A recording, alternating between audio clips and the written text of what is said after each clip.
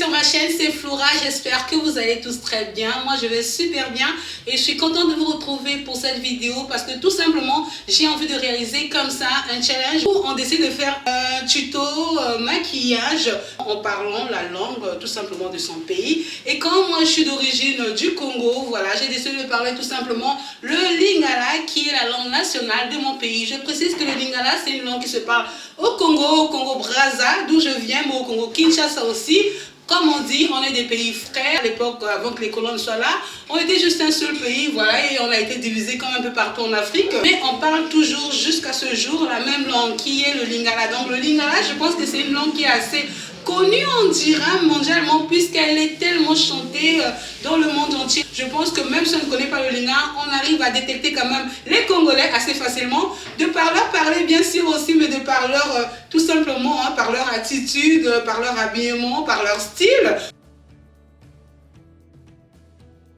Dans cette vidéo, évidemment que je vais parler en Lingala, je sais que j'ai des abonnés qui viennent d'ailleurs, voilà, qui vont essayer de regarder pour voir un peu ce que je dis et qui vont peut-être abandonner, mais bon, moi je vous invite à continuer parce qu'à la fin de la vidéo, je vais m'adresser un tout petit peu aussi en français, juste pour vous, voilà. Donc je vais vous laisser regarder la vidéo, mais avant ça, je voulais vous présenter cette magnifique lace wig que j'ai construite moi-même. Alors les mèches m'ont été tout simplement envoyées par la compagnie Sunbird Hair, c'est un site qui est assez connu. Si vous ne le connaissez pas trop, n'hésitez pas à aller taper Sunbird Hair, je vous mets le nom ici. Vous allez voir plein de vidéos réalisées par des youtubeuses du monde entier. Donc j'ai reçu 3 paquets de mèches et une closure. Les paquets de mèches mesuraient de 18, 20, 22 pouces et la closure elle était tout simplement à 18 pouces.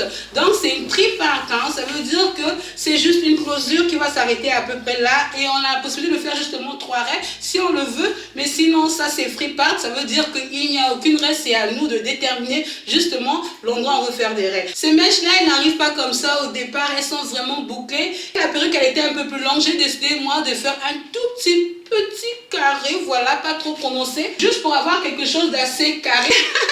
Mes chéris, franchement ces mèches là sont juste trop belles quoi, je les aime trop. Donc je vais vous mettre le lien de leur site comme d'habitude en barre d'infos. N'hésitez pas d'aller checker, d'aller regarder. Donc j'espère que vous allez aimer la vidéo, que vous allez la suivre jusqu'au bout et vous allez justement me laisser en commentaire ce que vous pensez justement de mon petit récit en Lingala. Je serai trop contente. Je vous fais plein de gros bisous et puis je vous dis à très prochainement pour une autre vidéo. Bye.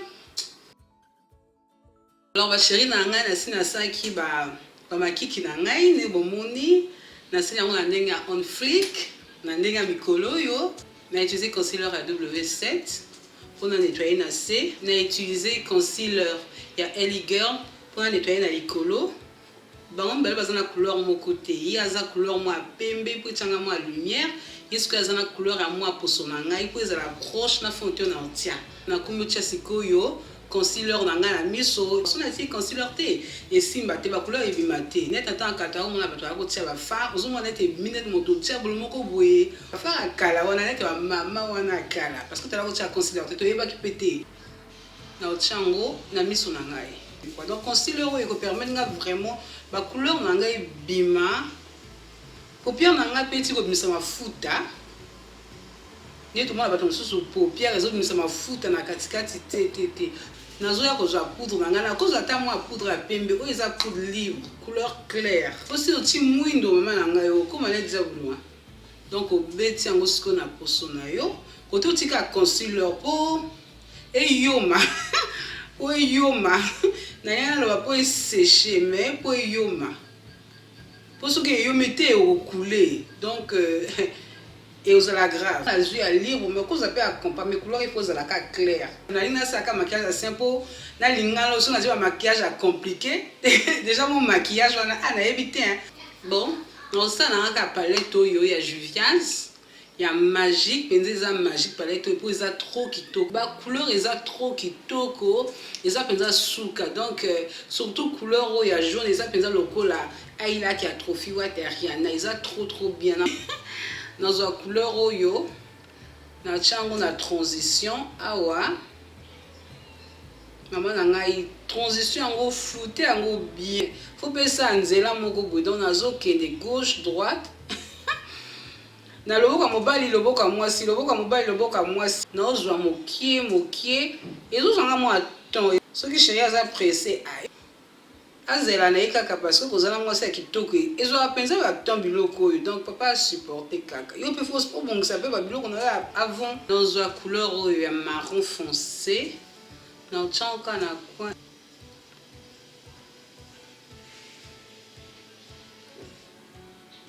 na bendi yango ntina katikati eza mwa tsonge kwa naye kozwa sikoyo pinceau moko boye nakoya sikoyo kosangisa yango na couleur oyo ezalaki na kati bamona te ke songo yango ebima me basentir ke tsonge eza tsonge nazwi concealer ya clair oyo ou bien même ya Eligirl mais couleur ya clair na obeta yango sikoyo awa oyo eza quête creuse donc nalinga eza temo oyo donc maman botunanga te Flora on a utilisé couleur oyo donc quand on tient directement point on tient directement c'est parce que eza satiné te ils ont aucun matière poudreuse voilà donc c'est poudreux donc du coup na la pose tena tia poudre avant ce qui a là qui net bango yo ba satiné vraiment maman nanga quelque chose il faut tia poudre sinon on retient que simba te oui jusqu'au déposer en gros pour eyomisa concealer oyo etiaki mais en même temps eti ape couleur naye kozala juste au palette nanga ya Morphe 3502 Morphe mpe ozoloka palette ka simple ozobanda make-up olingi osala biloko ebele te mama na ngai oyo mpenza eza suka palette akati ya numéro 1 barouge oyo ezalaki te sikoyo abakisi na rouge atie pe noir donc nakoya kozwa sikoyo marron oyo nasi nazwaki beta bien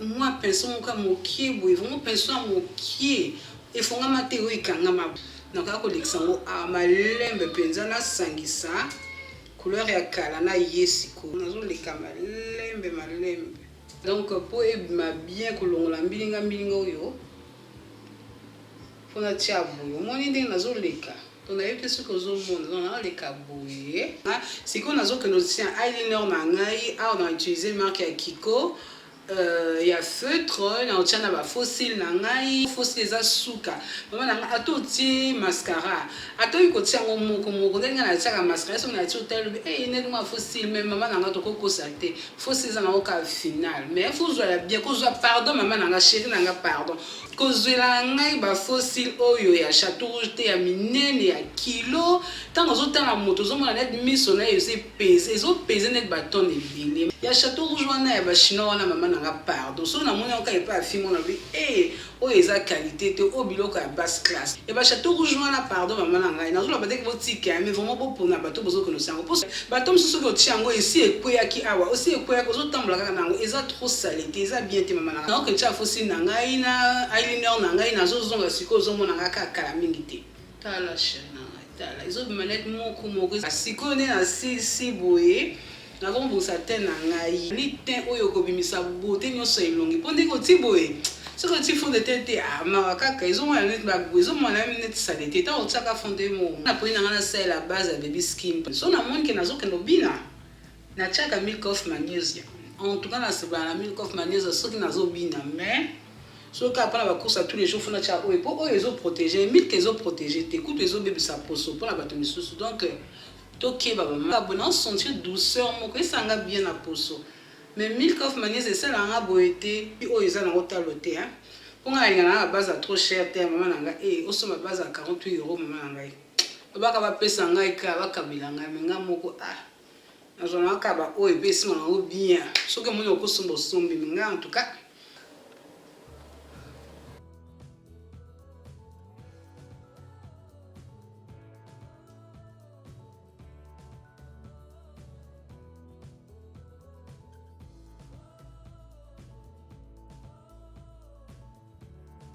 que nazwi beauty blender na ngai ya kopola oyo natie mai ya kopola te oyo natie mai voilà nakomi ya kobeta yango boye mpo nalongola ba surplus donc mpo eti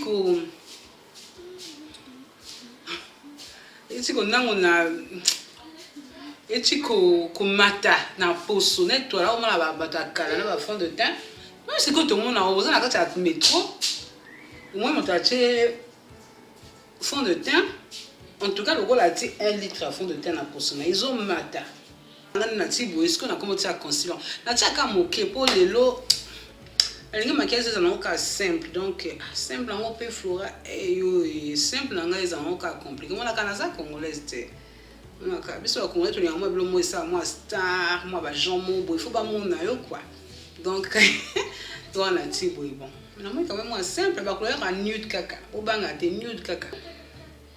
Si on a commencé à concealer pour la lumière. Bon, si on a ici.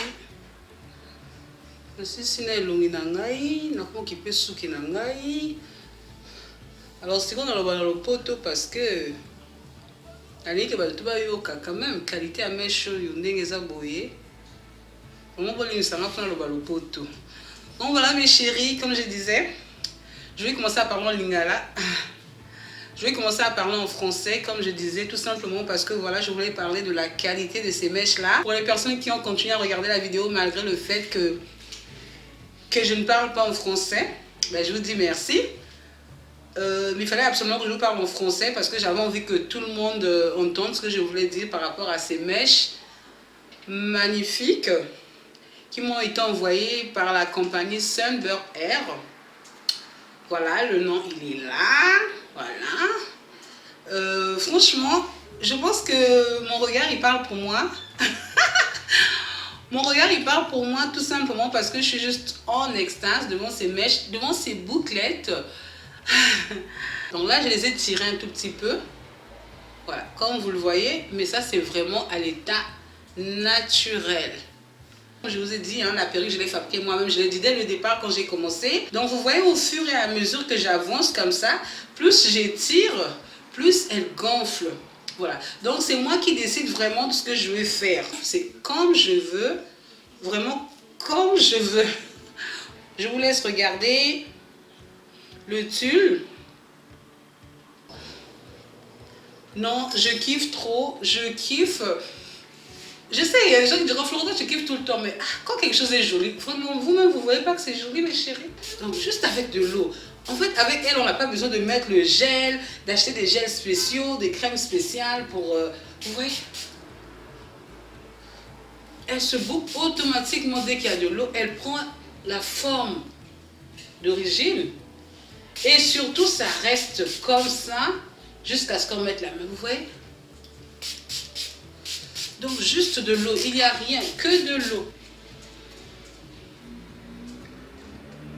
J'espère que vous avez j'espère franchement même l'explication de la PCBino bossé qui en même temps mais qui koyo comme moi pour comprendre quelque chose. N'a besoin de CP là qui parce que na linga qui vraiment depuis un moment là ça la vidéo et pour na bino et là pour tenir vraiment à cœur parce que na esengo pour na kabila bino ndenge na lobaka ndenge vraiment na sola na linga là et puis vraiment ça qui to qu'on a moi ils ont facile malgré on va difficulté là quelques mots mais c'est normal hein voilà na zana moi na mboka mais moi la ville donc on comprendre en tout cas vraiment pour savoir la commentaire na bino la sanga vraiment bosser bien la genre vidéo yo pour ça va pouce na le haut na likolo pour ça va pouce na likolo vraiment pour ça va like vous partagez la vidéo na et pas déco tout simplement. Je vous fais plein de gros bisous et je vous dis merci d'avoir regardé cette vidéo malgré le fait que vous ne parlez pas lingala, malgré le fait que vous ne comprenez rien à ma langue. Franchement, si vous avez regardé la vidéo jusqu'au bout, je vous dis merci, ça a été un plaisir pour moi de vous partager mon ressenti, de vous partager justement voilà la manière dont je parle la langue de mon pays, on va dire hein, une des langues de mon pays. Et je vous dis merci d'avoir regardé, je vous dis merci d'avoir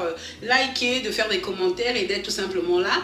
Donc je vais vous laisser tout en barre d'infos concernant justement cette perruque magnifique que j'adore énormément. Elle est juste canon. En tout cas, c'est mon ressenti. Si c'est le cas pour vous, n'hésitez pas à me le dire en commentaire. Nous allons pour la bino. À bientôt. Calamité. Bye.